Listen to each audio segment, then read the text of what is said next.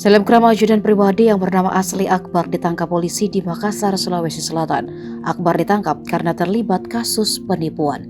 Korbannya disebut adalah mereka yang bekerja di birokrat dan penegak hukum.